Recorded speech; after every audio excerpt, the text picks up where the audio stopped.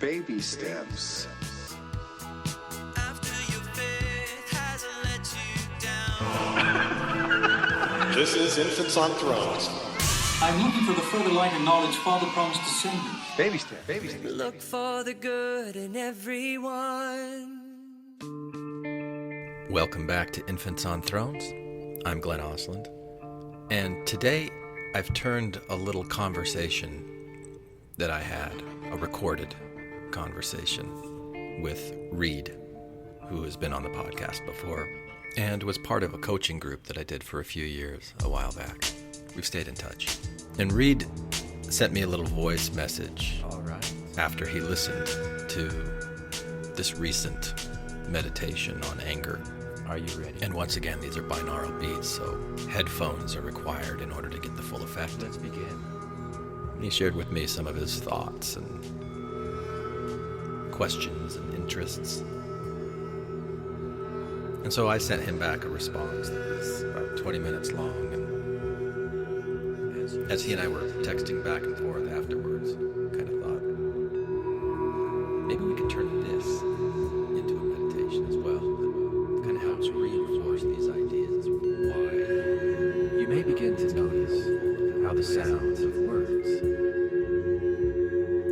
can sometimes be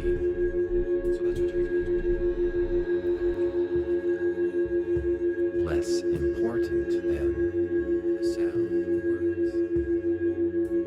The spaces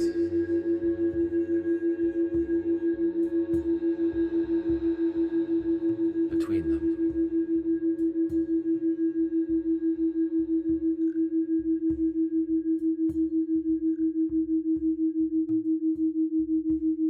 This meditation follows a Fibonacci-inspired sequence. 1, 1, 2,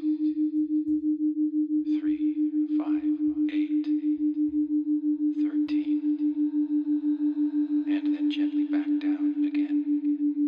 This meditation Each of these segments marks a shift, has been designed a subtle change in the brain waves guiding you between theta and delta. to oscillate The realms of drifting clarity and deep restorative stillness. between delta and theta brain wave states, creating I created this meditation for myself because I had an idea. using singing bowls And I wanted to feel what it might do to deepen relaxation. inside me. You don't need And I found to focus. that I liked it. Guide awareness inward, even if your mind I hope you find your own experience here.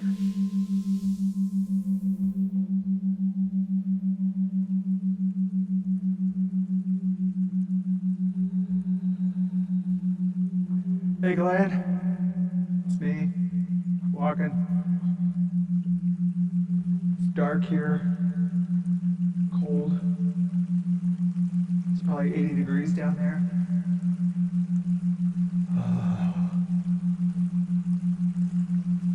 I was just gonna tell you, I listened to your latest podcast. Actually, a couple of days, because I've been busy, but also it's not like I can listen to that sort of thing in the car. Although I could, but where it really was nice is about a year ago, All right, so I could come home, go for a walk. here is a fun little game of attention that we can play together right now. Listen to a podcast, and it was like my way of winding down the evening, and I was in a job where See if you can pay attention it really wasn't extremely stimulating. to this one track, this storyline. It didn't require a ton of brain power to do. Whereas right now, I just feel like Because what you're hearing right now, I've been coming home, I go on my walk, and I just walk in silence, and it's more like a walking meditation, because I'm just trying to be in my body, this entire meditation really, and in the quiet, just to like quiet my brain. has been designed to be more than just sound. So, the timing of your podcast was actually perfect, because it was just what I was And I want to help you understand needing. It was like this relaxing, what is happening calm, in your body the binaural beats. right now. It was perfect. As you hear a low tone It was like, of about 174 hertz in your left ear. I was just about to listen to it again. I was like, let Glenn know that I'm glad he made that one. And a slightly different tone of about 180 hertz in your right ear. Talk about polyvagal theory in the podcast, but at the same time, my brain's like relaxing, and then I'm like, oh, pay attention. No, I'm actually moving those signals You gotta understand this. every time you hear me say 1 or 2 or 3 or 5. And then my brain wanders. Or 8 or 13. So I know you're talking about it, and I noticed that you kind of repeat yourself. That's talking about the number of minutes that are going to be in this segment when you're in a certain brainwave state. In the podcast too, which is kind of cool. But I also like that story you tell about being in the Matrix. I want to share a personal moment that helped this click for me. About 3 or 4 months into working with binaural beats almost daily, I found myself in an argument with someone I love very much.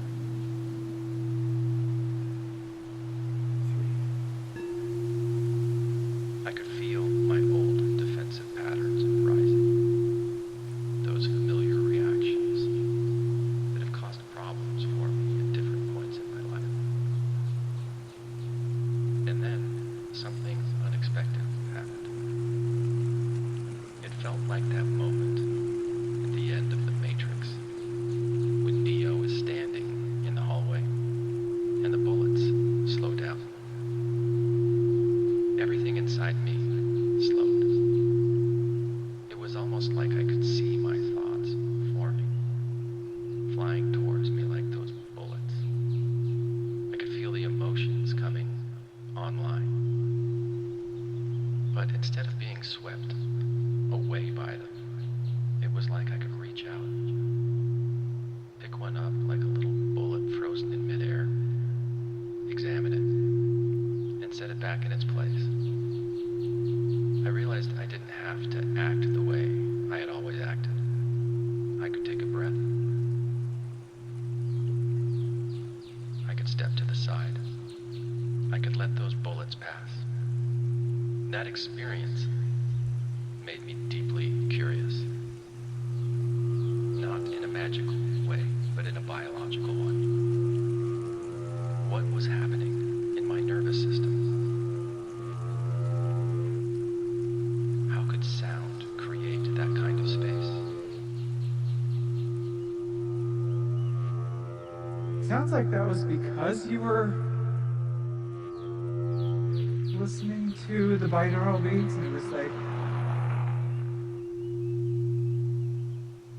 But anyway, I'm just kind of fascinated by all the stuff you're talking about.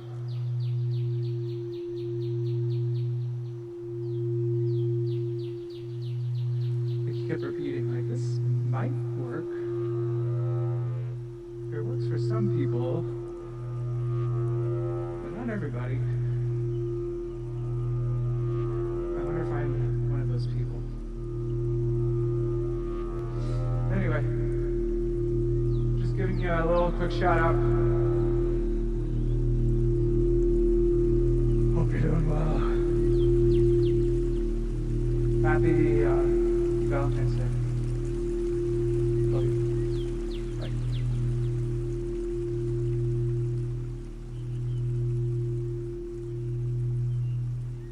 Thank you so much for sending that. I was hoping when I saw a message from you that you were going to say, hey, I listened to that Infants on Thrones binaural meditation you did. And I love hearing what your experience was of it. And it was perfect, by the way. Everybody's going to have a different experience with it, which is why I say at the beginning, I hope you find your own experience here. You know, just like, no, whatever it is perfect because it's you that's responding to it in your way. I don't know if you have an Aura ring or anything like that. I have a ring con that I've had for about 3 months now.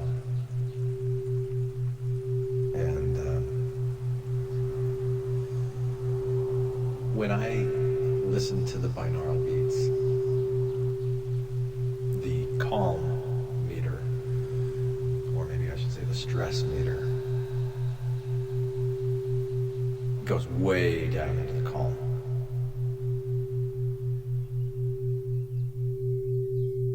And I think that's because I've been doing this for over a year. Because I started in December last year. Just playing around with it. And the story that you're referring to that I told, it was probably April. So maybe I've been listening to the binaural beats almost every day, at least like 4 or 5 times a week. And I was making podcasts with it, so I was doing it for like longer than a 10-minute, you know, like I'd maybe do 2 or 3 hours a day if I was working on like a podcast or something where I'm just like constantly, that's in my ears. And I found it like comforting anyway. Like I was calling it a back to tank of sound. Like I've been making these for, I've got a lot of them. I've got a lot of them. As I've been like experimenting and just kind of playing with it as an art form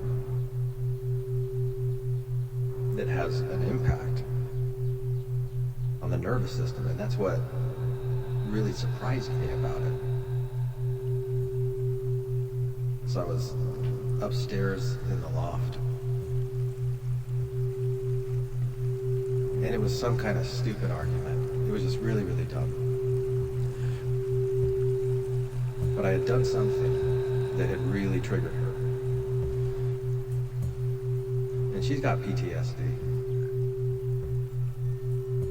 She's very, very sensitive, and it's very easy for her to get triggered. Which is one of the reasons why we're living in different places now, because I don't want to trigger her. Like, it's the kindest thing that I can do to like be in her life as much as she can tolerate it, not because there's something wrong with me, but because like that's what the trauma of her life has done to her. But anyway, I digress. We were having some kind of an argument, and it was stupid.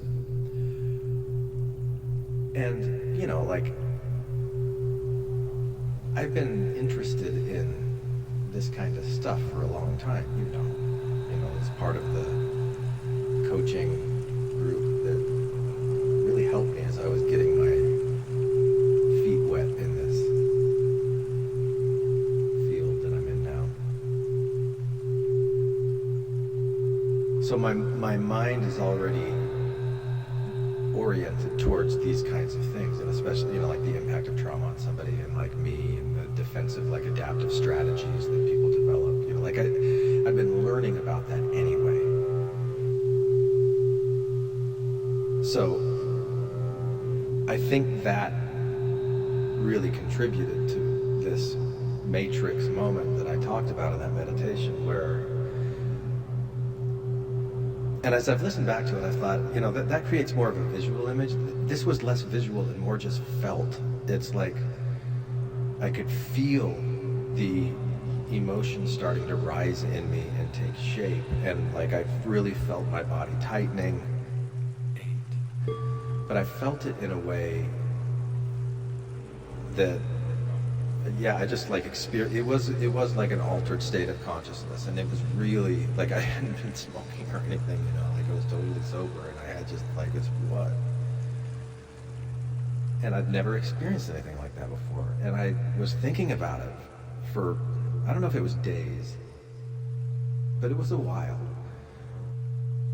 and I'm like, what was that? Like, why would I have an experience like that? I've experienced ayahuasca and psilocybin and THC, and, you know, like I know how perception can change, but like, what was that?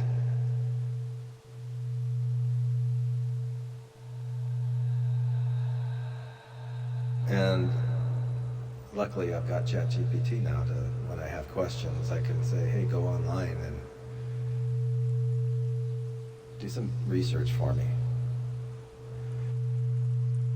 Because I kind of put it together, like, what have I been doing differently in my life that would contribute to some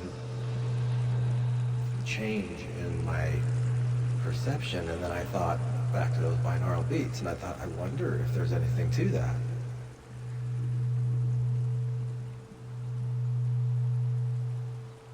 Because the first time I ever did a binaural beat meditation was through this company called HemiSync.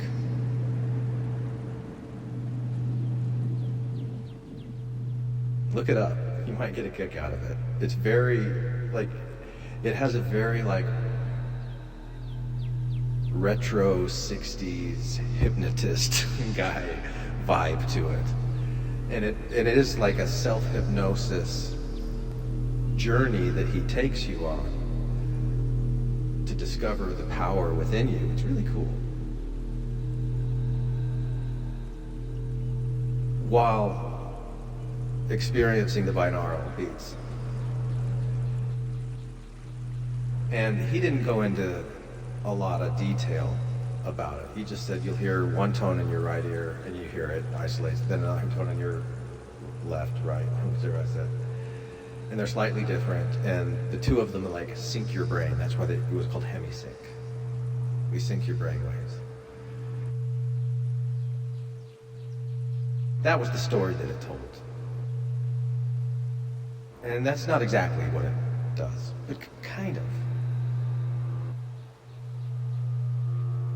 It does sync with that third beat that starts pulsing to kind of like balance out the signals, and just like, I have these visual images now of like, I don't know, have you seen Pluribus? Pluribus, man. But the opening crawl of Pluribus are all these like little, almost like cells that are going apart and then coming together.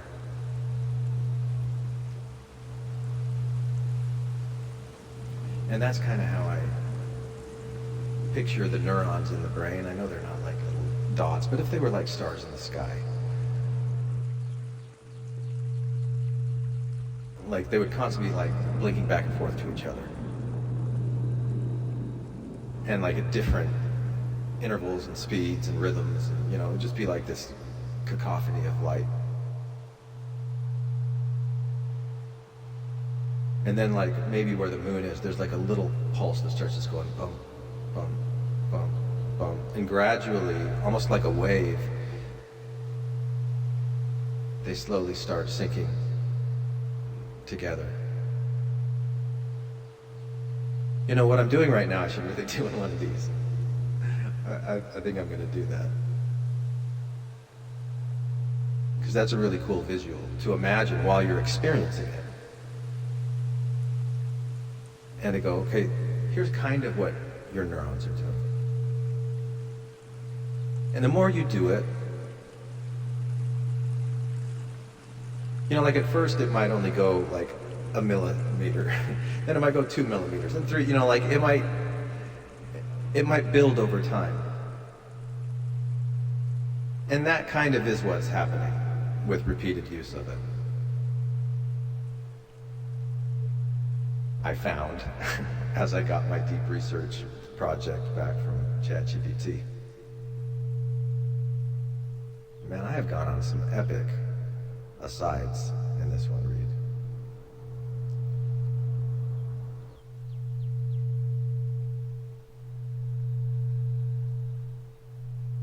So anyway, that's the story behind that story. And then some.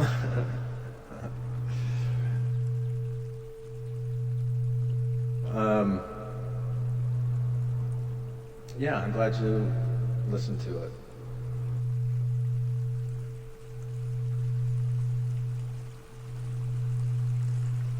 I've got another one on its way. So I'm glad you tuned into this one. And I toyed with the idea, and I think maybe I'll do this now. I think maybe this is the sign that the universe provided to me that, yeah, go ahead and do this. Because I was starting to prepare this, and I thought, why am I putting in this effort? I have the isolated text of what I read that I don't have to put behind a, you know, like above a binaural beat and do all the like little word salad art that I'm doing as these words are bouncing from your right ear to your left ear and are designed to just have you like relax so much that you don't even have to pay attention, you know. But like once you get comfortable with it, this has been my experience with it.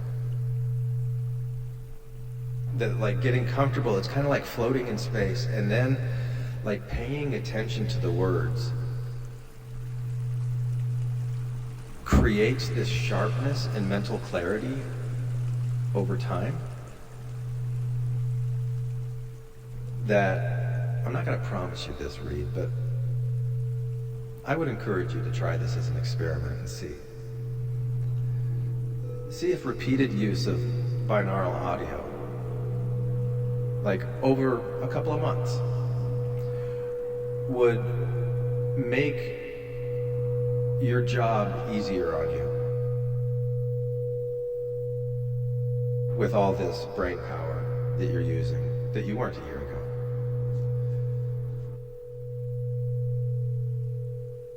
You know, what that tells me, according to polyvagal theory, is that your anxiety has increased, your stress has increased, there's some fear energy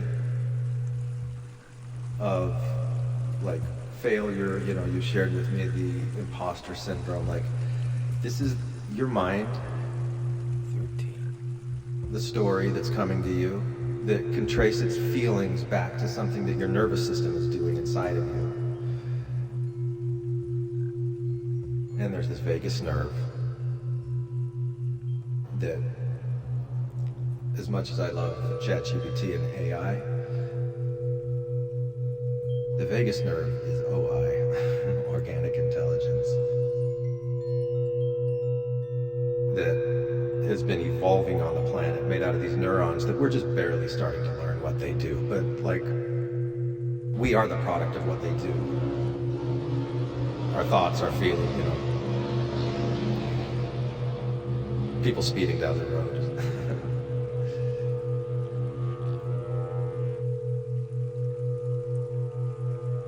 Yeah, it's neurons in the nose.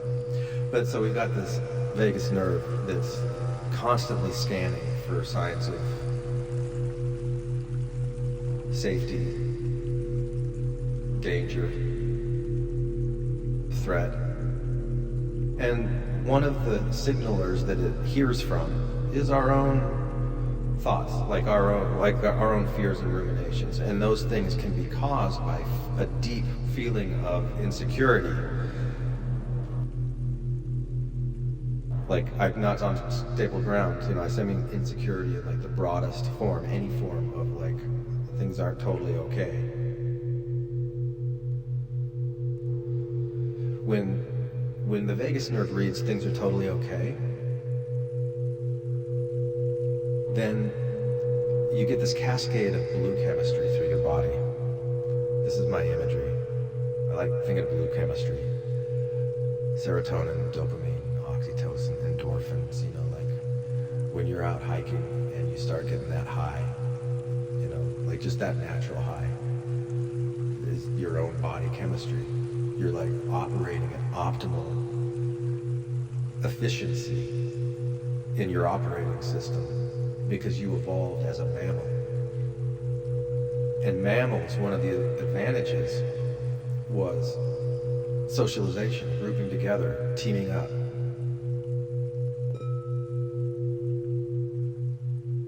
Sharing resources, being resourceful, creativity. All of these things that the chemical nature part of us, which is how our cells communicate with each other to keep everything going, because they're the ones that are like in this survival game with us. And they've been doing it for a really, really long time under a lot of different conditions on the planet. They've got this genetic memory inside the nucleus of each one of them that's kind of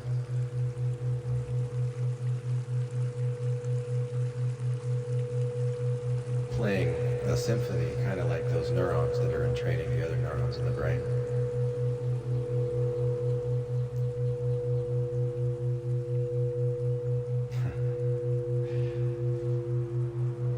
Yeah, what did I say about epic asides?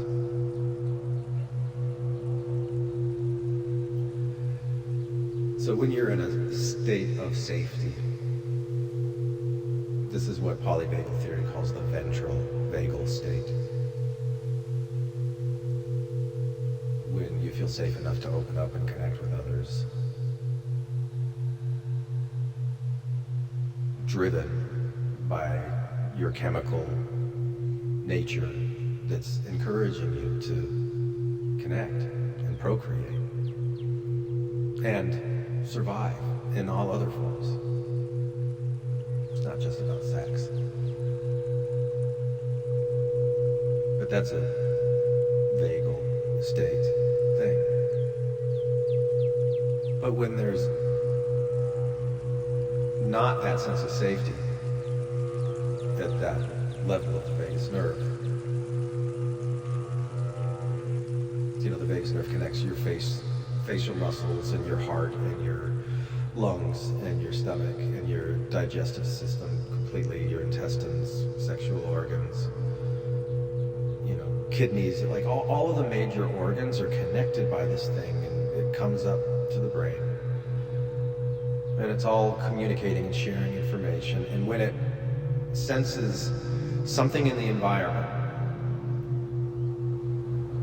and it compares that pattern of whatever it is to the past, or it could be, like other chemicals or things like that, but it's always interacting and integrating that information. And at an unconscious level, going through regions of the brain like the hippocampus, the amygdala, deep memory storage, alarm center. And if this thing that we're experiencing right now, our brain has this memory of, that pattern of things in the past, and be careful. then it shoots that kind of chemistry through us. And in that activated state of danger,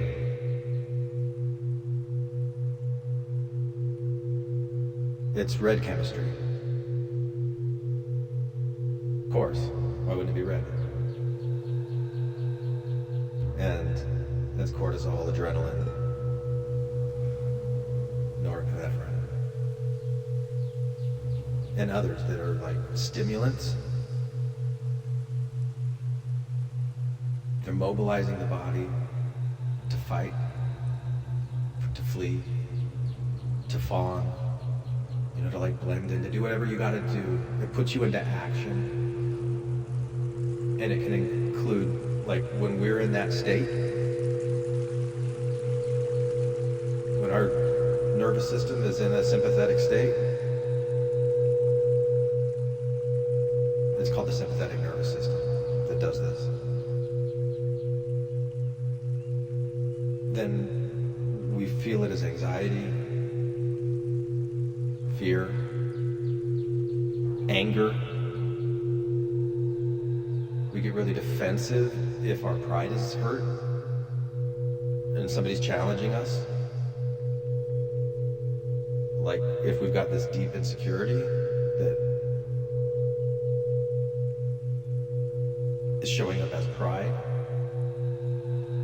Because we're defending ourselves, we've got to mobilize for action.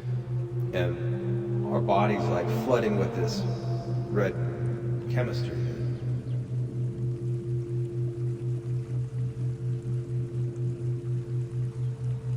Kept us alive for millions of years as mammals and other vertebrates as well, but mammals developed the ventral. Other vertebrates just have the sympathetic and the dorsal. And the dorsal is the time when the nervous system pulls the emergency brake, because it's overworked, overburdened.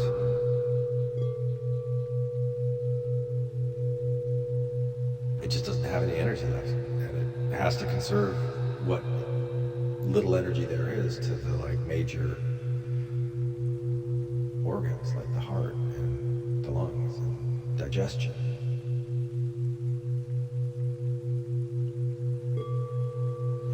Just like the basic functions of keeping the body alive, and just take everything else offline.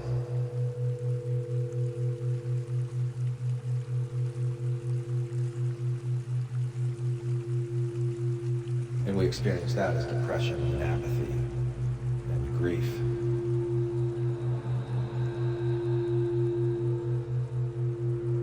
And you can track this across like ex-Mormon exit narratives. The impact on the nervous system and like the different stages, like when safety of belief and like it's strong in Mormonism, right? You feel so safe, but you know that just if you let go even a little bit, it'll get you. And that's scary as shit.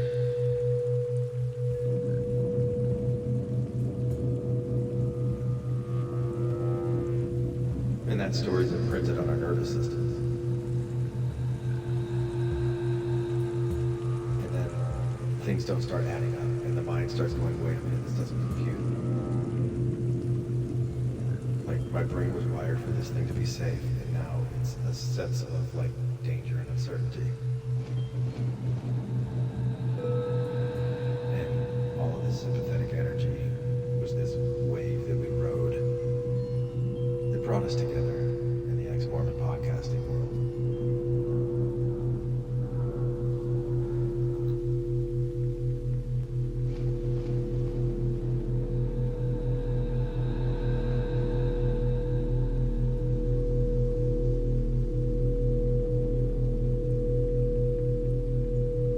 And so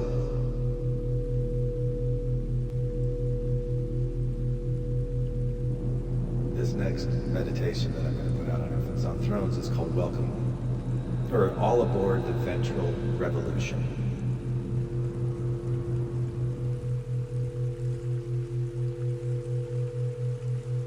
Because what I've started, like something in me that has been changing,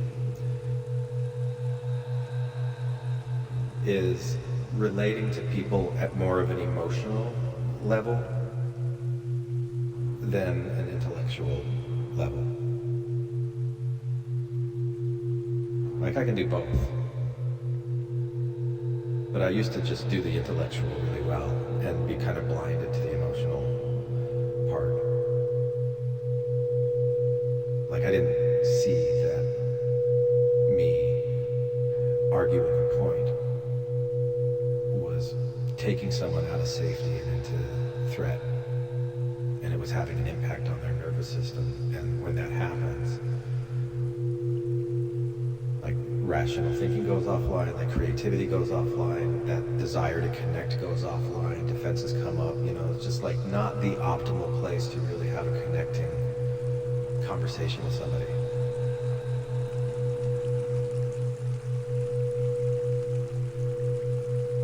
And so I started paying more attention to like when I'm interacting with people, and camping especially. If what I'm saying and how I'm saying it is creating danger in her nervous system or in anybody's nervous system,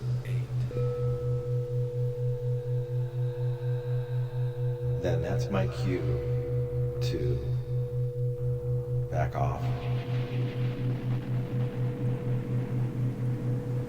Not like totally disengage, but just like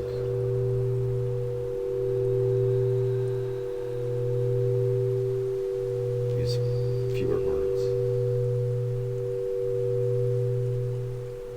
more pauses.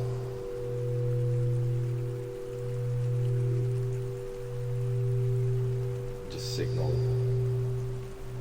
safety. You know.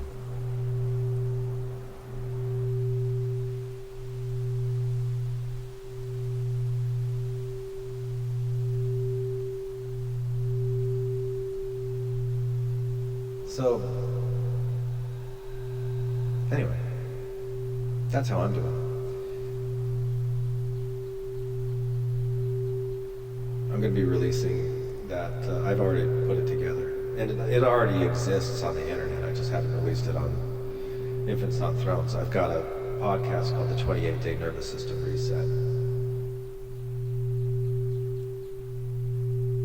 that is all binaural beats, and I started exploring some really fun questions. Like, what is the origin of thoughts?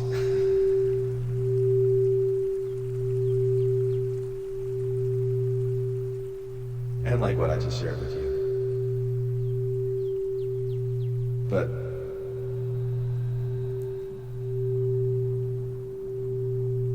that's because I want to keep working with binaural meditations, and I like creating, and you know, like I've developed the neural architecture that I get, like these are my dopamine pathways, this is my ventral artistic activity, and so yeah, if it became yours, that would be awesome. And it would give you superpowers in your new position.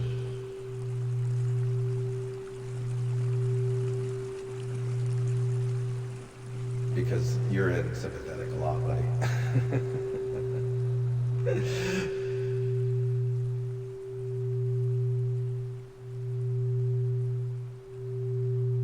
But you're also in Bedfield a lot. And you know what that tastes like. You know what it feels like. And you know how to get back to it. I believe. I'm being presumptuous, but I think I'm right. Talk to you later. And damn it, I forgot to say this last night when I recorded this for you, Reed. But yeah, I love you too.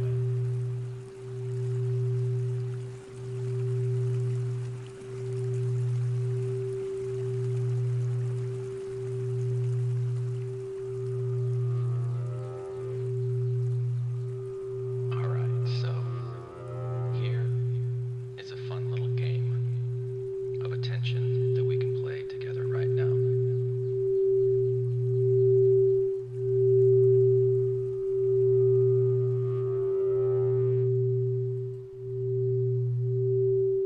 See if you can pay attention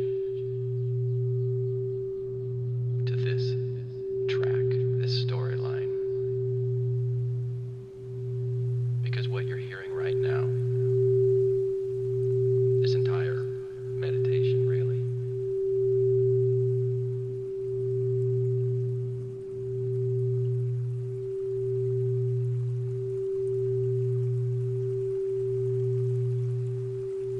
has been designed to be more than just sound.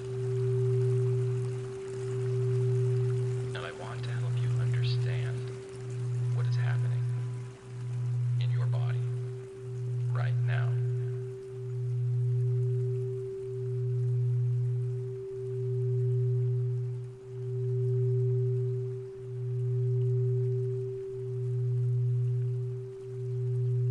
As you hear a low tone of about 174 hertz in your left ear, and a slightly different tone of about 180 hertz in your right ear.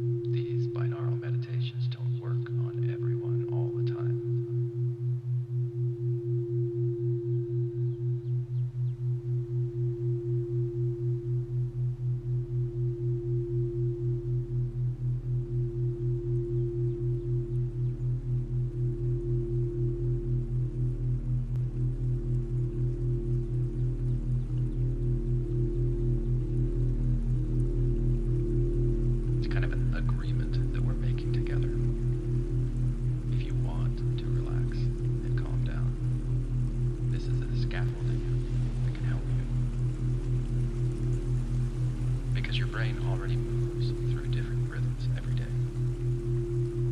When you're calmly focused, alpha waves are more present.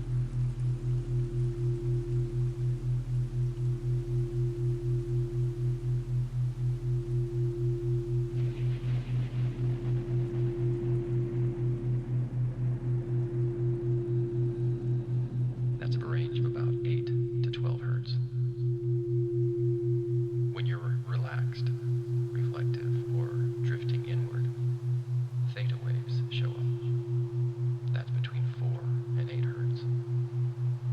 And when you're in a deep, restorative sleep, delta waves take over. That's 0.5 to 4 hertz.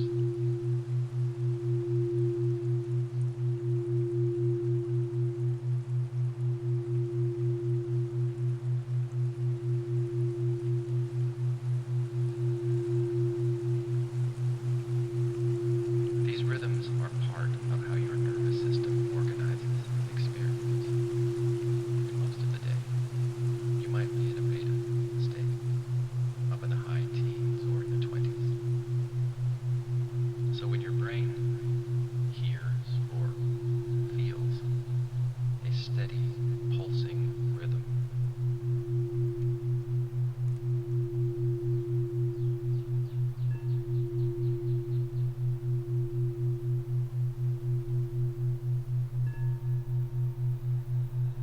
being created by the brainstem itself, it often begins to gently match it.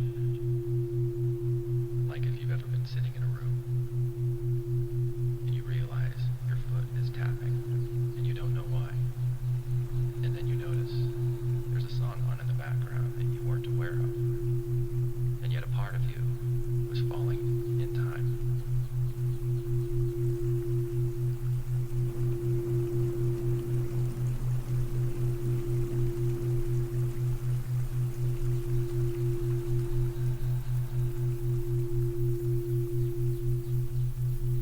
That's the idea behind neural entrainment, your neurons following the lead of this theta binaural beat.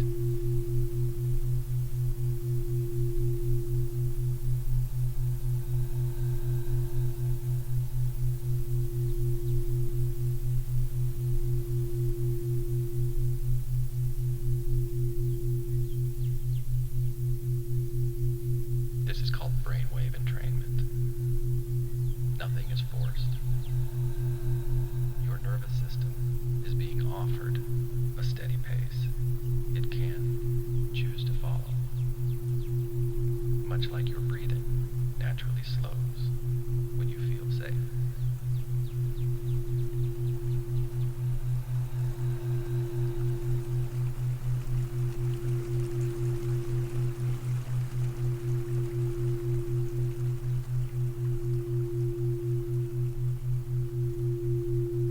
Over the past 2 decades, research shows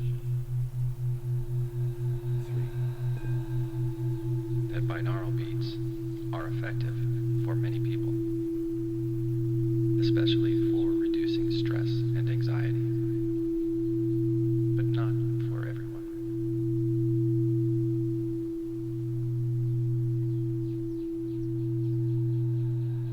And only you can know whether they are effective for you or not.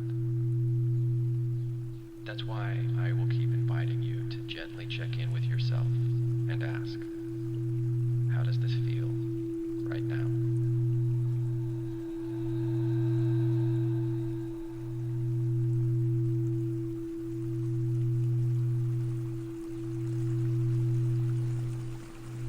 When we talk about vagal tone, we're talking about how flexible and responsive your nervous system is, especially your ability to shift out of threat and back into calm.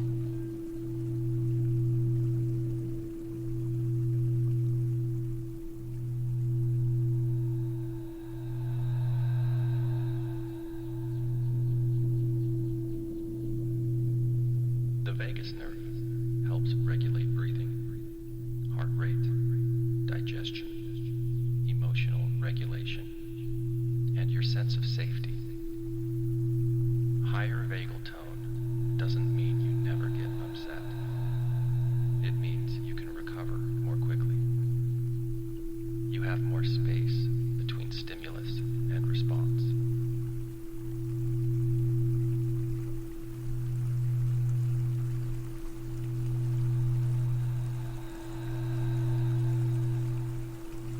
Studies show that theta and alpha binaural beats can increase vagal tone for many people, helping the body move into a rest and digest state more easily. Again, many people, not everyone. Only you can feel whether your system is responding.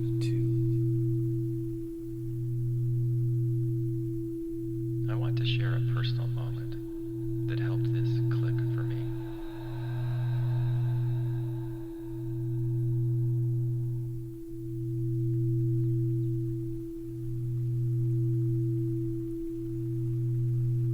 About 3 or 4 months into working with binaural beats almost daily, I found myself in an argument with someone I love very much.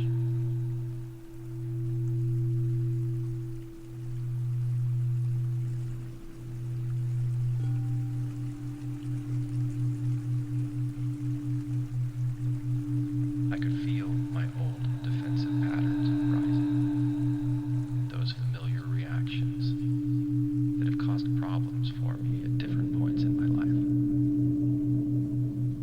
And then something unexpected happened. It felt like that moment at the end of The Matrix when Neo is standing in the hallway and the bullets slow down.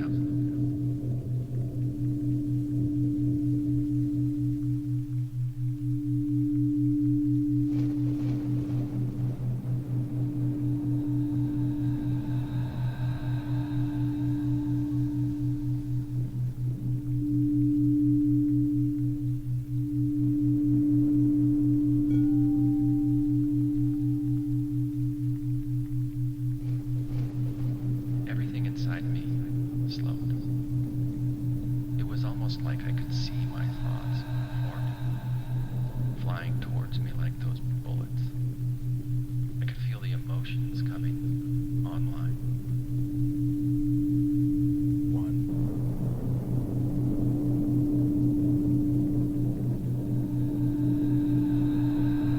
But instead of being swept away by them, it was like I could reach out, pick one up like a little bullet frozen in midair, examine it, and set it back in its place.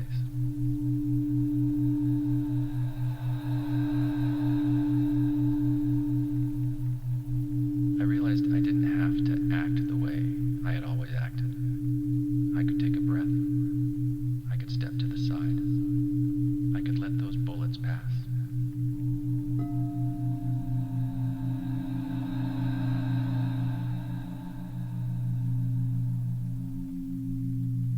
That experience made me deeply curious. Not in a magical way, but in a biological one. What was happening in my nervous system?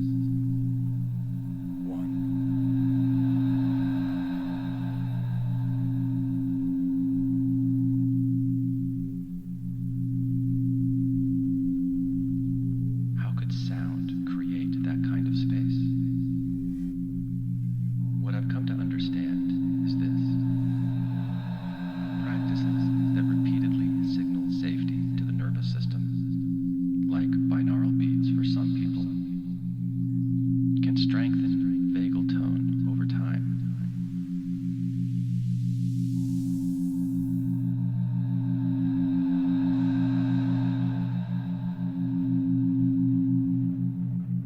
They don't erase emotion. They don't stop conflict.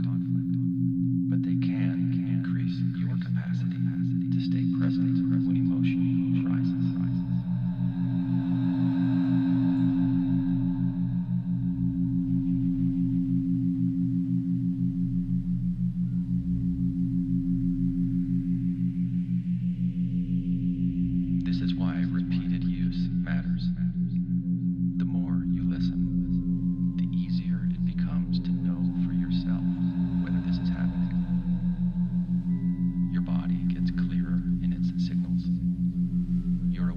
awareness sharpens. And again, I want to emphasize this gently and clearly. These sound effects are effective for many people, but not for everyone, and only you can know if they are effective for you.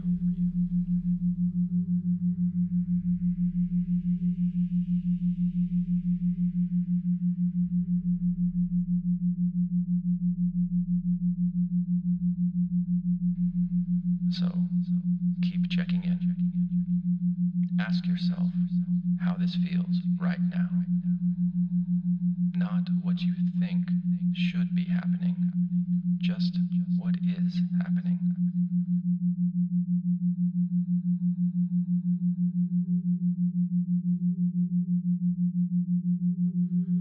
Over time, that self-awareness will become part of your regulation itself.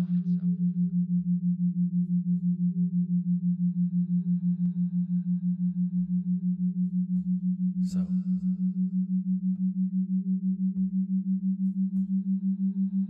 as you feel your spirits rise,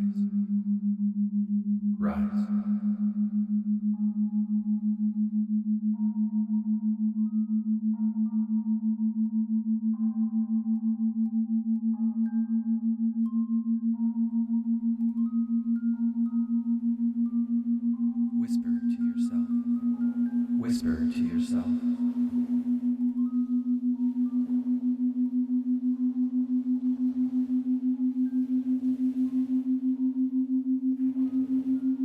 I am becoming lighter, clearer, stronger,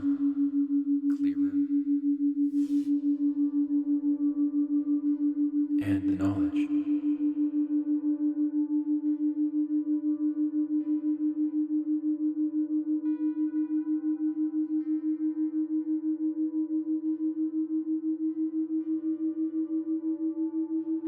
beautifully now, as it will